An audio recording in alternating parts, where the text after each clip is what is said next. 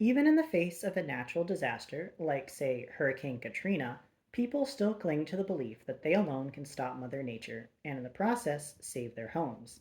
Looked at unemotionally, it seems silly. Your life for wood, drywall, and furniture? But people tend to form bonds with places to the point that it's nearly impossible to separate a person from their possessions. So, if you absolutely must get people to leave their homes, you have to make it seem like their possessions are actively causing the problems. Most people don't know anything about their homes. Oh, they know the address. They know which bedroom is drafty in the winter, which is broiling in the summer. They know that the microwave takes 30 seconds to melt butter and 10 seconds to warm up pie. They might even know how to turn off their gas in the event of a leak. What they don't know, however, is what they cannot see or choose to avoid, which is why I went door to door in the cul-de-sac where the Banshees Weed Farm was located, to let people know that there was noxious fungus growing underneath their overmortgaged dream homes.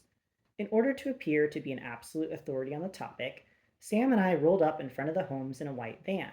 A van and a clipboard could get you into the Kremlin at the height of communism. Noxious, the man who answered the door at the house next door to the Banshee said. Yep, yep, I said. I possessed two things at that moment meant to instill perfect confidence in this fine gentleman. I was holding a clipboard and I had on a denim shirt. I also had a red bandana in my hand, and every few seconds I used it to wipe off my forehead. And flammable, too. Flammable? The man was horrified. Yeah, seems like it's one of those funguses that feeds off of water based paints. You've probably been reading about that? Yeah, see, what had happened is that, back further on in the day when people didn't care so much about the environment, well, they just dumped their used paint into the gutter. Come to find, 10 years later, that stuff is coming to roost. House on Fisher Island blew just this morning. Oh my, the man said. Well, how much time do I have to gather my belongings? None, I said. We found a fester under this street. We got to get all of you out so we can get a hazmat team down there to spray it all with one of those secret government potions. I have a dog. Can I grab my dog? Yeah, old Fido is probably more susceptible, actually. I'd get him out in the next 10 minutes there, buddy. Why wasn't this on television? He asked. It was a good question for him to ask. He should have asked it about 5 questions previous. Sir, we can't have a pandemic on our hands. We start telling people there's a fungus humongous growing in the ground that will blow them up, we'll have widespread panic. National Guard would get called out. It would be just like giving Al Qaeda a blueprint on terror, you know? There was no color left in the man's face 5 minutes later when he came running out of his house, a barking Maltese under one arm, a laptop under the other. On the corner, Sam ushered a family of five out of a cream colored split level. That left just one more house on the cul-de-sac to evacuate, the Banshee's smartly appointed factory. Over the course of the last 20 minutes, while Sam and I flushed out the other six families found on Milena Court, I kept my eye on the house for any activity. I saw nothing. The same Volvo SUV that was depicted in the photo Sam pulled up on his computer was parked in the driveway, but oddly, there wasn't a drip of oil to be found beneath it on the pavement. I walked up behind the car and acted very interested in my clipboard while I took a basic inventory of what was known. The black window of the Volvo SUV was covered in stickers. Obama for president. My son is an honor student at Castle Rock Elementary. Miami Dolphins. We love our cocker. All innocuous enough, except that the window was caked with dirt and the stickers were pulled away from the window. Inside the Volvo, nothing. Not a scrap of paper, not a bottle of water, not a toy or a patch of fabric pulled up by the beloved cocker. I knelt down to tie my shoe and to see the underside of the carriage. The SUV had a lattice of thin metal cable running in between all of the tires, in effect locking the car in place. If you try to tow the car, you need a flatbed truck and special equipment. In short, you need to make a production of the event, which would provide the homeowner plenty of time to take note of the activity. If you want to keep law enforcement from sending a battering ram into your garage, park an immobile 4,500 pound block of metal directly in front of the garage door. Better yet, rig it with explosives. The Banshees did that too. There was a bundle of C4 between the two back tires. There was a bundle between the two front tires. There was also a bundle under both passenger doors. The gases in C4, when they explode, expand at over 26,000 feet per second.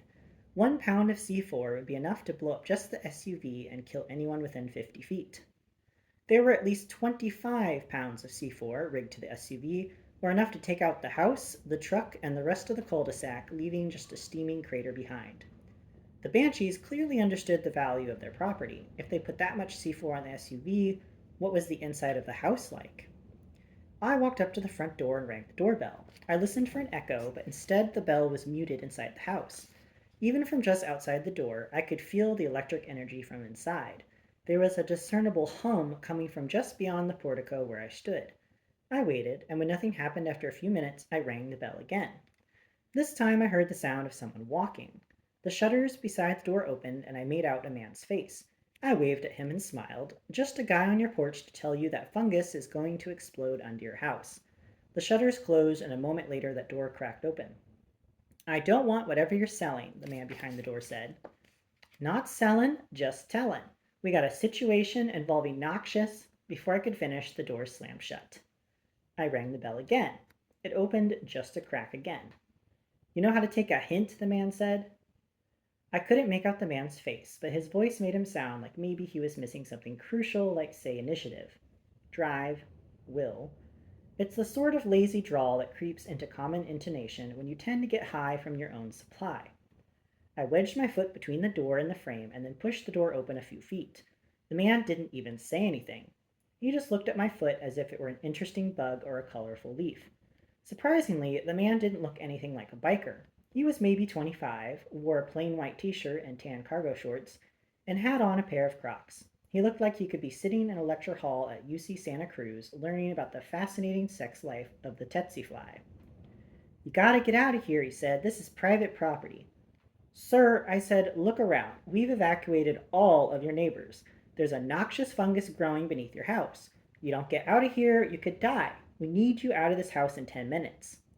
The man cocked his head slightly like he was figuring out an equation. That doesn't make any sense, he said. I checked my clipboard, flipped over a couple of pages, and then took a pencil from behind my ear and started scratching out some notes. If you want someone to fear you, take notes in their presence. If you want someone to fear you who might be naturally paranoid due to an overconsumption of marijuana, take notes and ignore the person completely. What are you writing there? He asked. I didn't reply. You can't take notes about me. That's against the law. You can't just start falsely recording my words, man. You hear me? Nothing.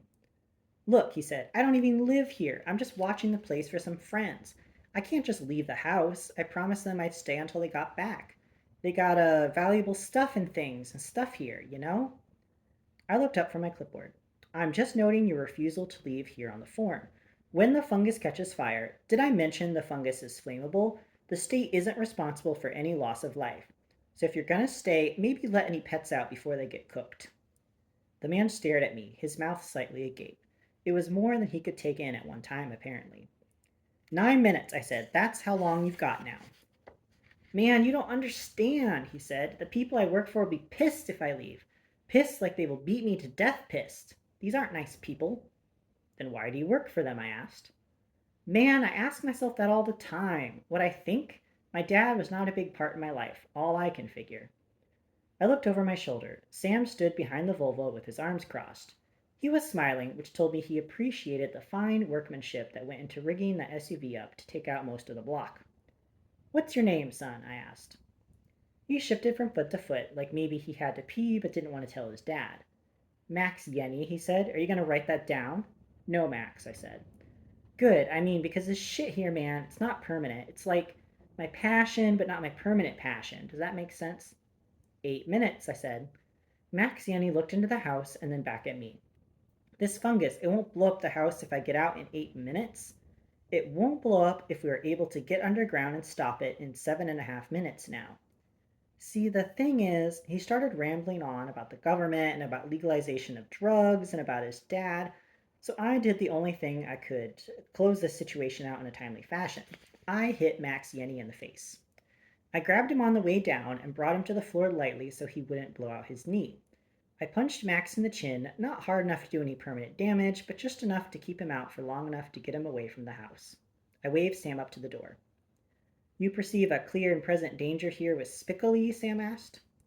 He wouldn't stop talking long enough for me to convince him to get out, I said. Evasive action needed to be taken. What are we going to do with him? Your mom's house is getting a little crowded. Let's drag him inside and tie him up. We'll figure it out from there. Where's Bruce? They're parked about 2 miles away, Sam said. I gotta tell you, Mikey, Fiona is slightly agitated. How can you tell? She texted me. She said she was slightly agitated. Apparently, Bruce keeps asking her out for dinner. She's thinking she might drive him off a pier if things turn out adversely. I thought she wanted to pick his brain, I said. She should be enjoying this quiet time with him. We gathered up Max Yenny and tied his hands behind his back with his own belt.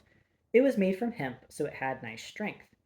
We needed to get him out of the way so that when Bruce and Fiona broke into the house, he wouldn't pose a problem. It would have been easier for me to run in and do the job myself, but in order for us to get Bruce aboard, really to save him from himself, I needed to have him feel like he was the mastermind of a great crime. Having Fiona help him was just a bit of sugar, something he could hold on to in the future when he was working with suits on issues related to bank security. Or that was the plan, provided Sam ever heard back from his buddies in the Bureau. If he didn't hear back from them, we'd need Barry's help. Bring the van around, I said to Sam, once we had Max restrained appropriately. Let's get this guy out of sight. While Sam got the van, I took a look inside the house. The entryway was nicely tiled, and the living room looked like it had been cut and pasted from a Pottery Barn catalog. But one thing you can't hide with nice tile and furniture is the smell of an entire forest of marijuana being cultivated inside of a house, particularly since the temperature in the house was at least 85 degrees, which gave everything a dank, swampy feel. I opened a door at the end of the entry hall and found what used to be a kitchen. There was still plenty of counter space and a nice sink in place, but the flooring had been ripped out and a series of tubes and cables crisscrossed the place where the floor used to be. Water sprayed periodically into the air from one of the tubes, and a whirring overhead fan spun lazily. For a moment, I was reminded of Havana until I remembered that when I was in Havana, I never saw 10-foot high marijuana trees inside a $500,000 house. I heard a sound behind me and saw that Max was starting to stir. I would need to handle the situation delicately. I knelt down in front of him. Max, I said, you've been hit in the face. My jaw really hurts, he said. It's going to for about a week. You might want to see a dentist if your bite feels off. Max processed that. You're not here to kill me? No, I said, but I am going to need to kidnap you for a little while. When we release you, I'd advise you to find another line of work, because eventually your bosses would find a reason to kill you, and that's no kind of job security. Yeah, Max said. The economy, man, you know. I know, I said. Sam pulled the van around, so I stood Max up and walked him outside. We put him in the back of the van, which didn't seem to bother him since he just kept jabbering on. Should I duct tape his mouth? Sam asked. I thought for a moment. No, I said, let's see if we can find him some pork rinds. Good plan, Sam said, and closed the door on Max. After we got the van moving, I called Fiona. You ready? I asked when she picked up.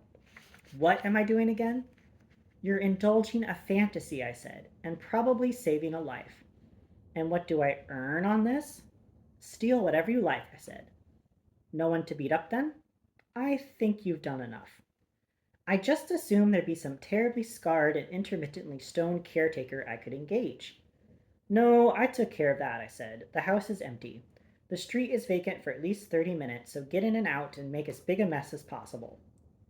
Yes, about that. Fiona lowered her voice. Bruce wants to break in through the roof. So break in through the roof, I said. Michael, I don't want him falling on me, she whispered. The front door is open, I said. Tell him to check it first and then get in and out. That's a plan I can support, she said, a hint of mischief in her voice. Happy again. Nothing like the freedom to do a rush, bang and run job to get Fiona off the bubble. Just make sure to leave enough evidence, I said. Michael, if Bruce keeps hitting on me, I might leave a body, she said.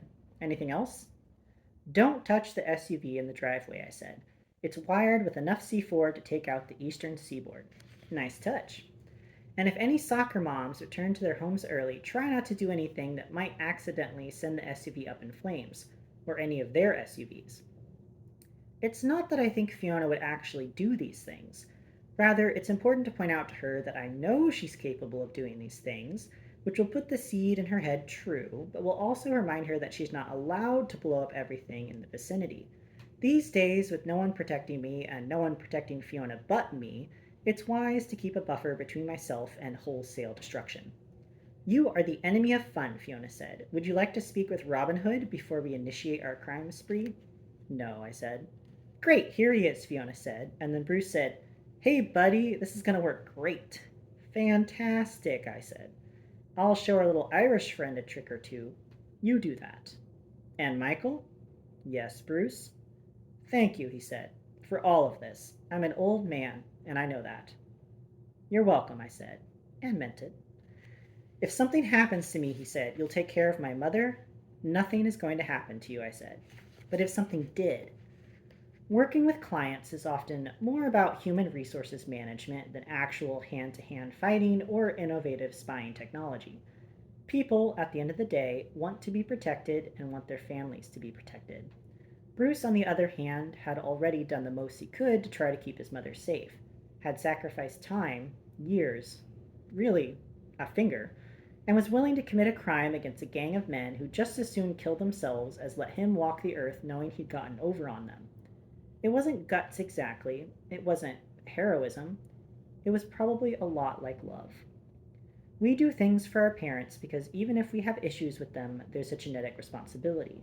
There's a reason I fixed up the charger, and there's a reason I fixed my mother's disposal 10 times in the last 18 months. If a tsunami rolls into Miami, I said, or a hurricane, or a plague of locusts, or every motorcycle gang in the country, know that all of them will need to get through me to get to your mother, and then Fiona too. Really? Really, I said. Okay then, he said. He gave the phone back to Fiona. All taken care of, I said. Wonderful, Fiona said, and then in the background I heard Bruce shout, Let's do some crime, little lady!